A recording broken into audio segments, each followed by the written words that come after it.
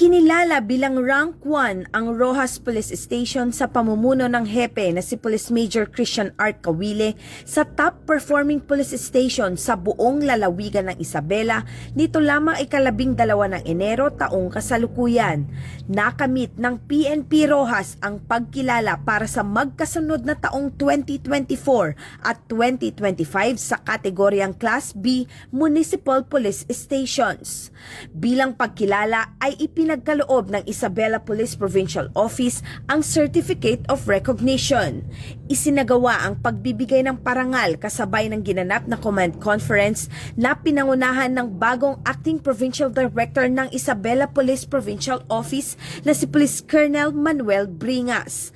Ang nasabing tagumpay ay bunsad ng mataas na operational accomplishments ng himpilan at epektibong pagpapatupad ng batas na may malaking kontribusyon sa pangkalahatang tagumpay ng Isabela Cops. Tiniyak naman ng pamunuan ng Roxas Police Station ang patuloy na pagsusulong ng ligtas, disiplinado at payapang pamayanan, alinsunod sa adhikain ng bagong Pilipinas at sa mga direktiba ng pambansang pulisya sa tapat at makataong paglilingkod sa mamamayan.